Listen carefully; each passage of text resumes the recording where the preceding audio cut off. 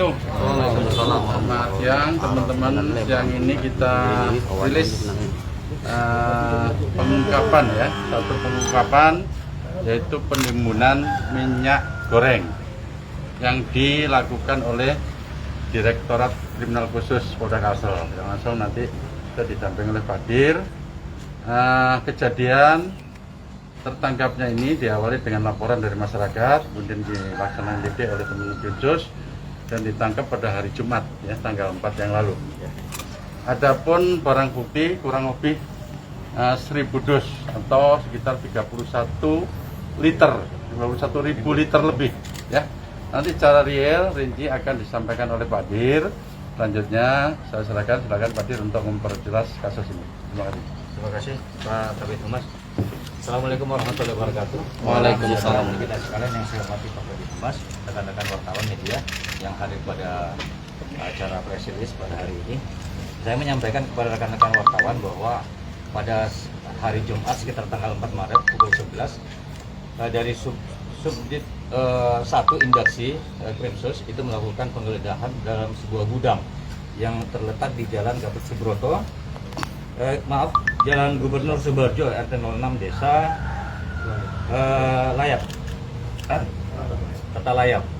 Kebetulan pas pada saat melakukan penggeledahan itu didapati banyak minyak goreng, kurang lebih ada 1000 dus dengan berbagai merek.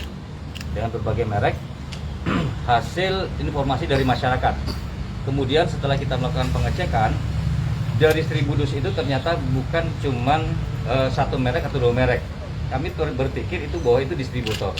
Tapi setelah kita bongkar, setelah kita buka, ternyata itu terdapat berbagai jenis merek minyak goreng, diantaranya yaitu Jujur sebanyak 2.380 pieces, terus kemudian Bimoli 80 pieces, Sofia sebanyak 7.820, terus kemudian Filma 1.050, Fortune sebanyak 2.370, terus kemudian Freshwell sebanyak 410 dan Sania sebanyak 2.740.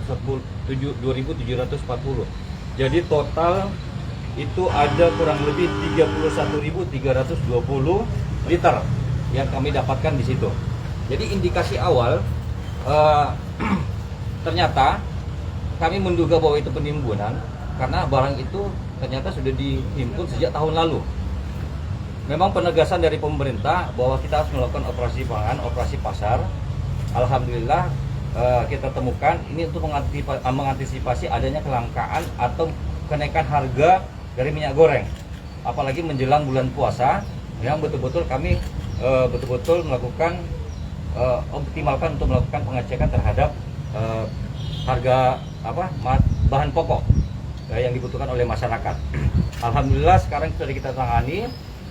Untuk tersangkanya kita masih melakukan pemeriksaan dan kita akan melakukan penyelidikan lebih lanjut nanti ke depannya. Siapa-siapa yang terlibat dalam kegiatan ini. Terima kasih. Mungkin dari wartawan ada. Apakah ini yang menyebabkan juga kelangkaan saat ini di pasaran, Dan? Kalau kita melihat penyebab itu biasanya banyak ya. Mungkin karena situasi global yang saat ini tidak menentu, apalagi terjadi perang Rusia dan Ukraina. Terus kemudian adanya ya seperti ini permasalahan penimbunan ini sehingga terjadi kelangkaan. Ini yang kita antisipasi. Alhamdulillah sudah kita dapat, tapi untuk kedepannya menjelang puasa dan Ramadan ini kita akan terus melakukan operasi pasar. Oke, dan mengingat kasus ini ada yang diamankan, Dan? Untuk sementara masih kita lakukan pemeriksaan pendalaman. Satu orang ya. Tapi ada beberapa indikasi, ada beberapa orang yang akan terlibat dalam hal ini. Dan mengingat kondisi saat ini masyarakat sedang kesulitan, dan apakah nanti barang bukti ini akan dilakukan operasi pasar atau bagaimana, Dan? Ini kita akan lakukan koordinasi dengan instansi terkait biar pergerakan kita itu lebih intensif lah ya, lebih masif nantinya. Terus kemudian nanti menjelang Lebaran, puasa dan Lebaran nanti betul-betul kita akan melakukan penindakan yang tegas terhadap oknum-oknum yang akan melakukan penimbunan seperti ini. Dan modus operandinya ini dia barangnya ditahan atau nanti dijual dengan harga mahal atau gimana, dan modus operandinya? Dan kalau hasil pemeriksaan awal ini barang kan sebenarnya sudah setahun lebih, 1 tahun yang lalu dari tahun 2021. alasan mereka itu mengatakan bahwa barang ini tidak laku terjual. Tapi itu tidak mungkin. Karena kalau kita melihat di pasar sekarang, harga rata-rata itu di kisaran 15.000 sampai dengan 18.000. Padahal kalau seumpama kita melihat dari headnya, harga acuan dari pemerintah itu harganya cuma 11.000. Tapi karena memang adanya kelangkaan atau seperti apa, itu mungkin yang bisa penyebab naiknya harga. Dan apa ada indikasi keterlibatan retail modern atau memang perorangan aja ini? Ini setelah kita lakukan pengecekan, pemeriksaan awal, dia kan tidak memiliki izin, ya, baik izin distributor ataupun izin gudang dan sebagainya, dia tidak memiliki izin. Jadi ada kemungkinan bahwa ini memang dilakukan untuk Pribadi ya. ya untuk pribadi.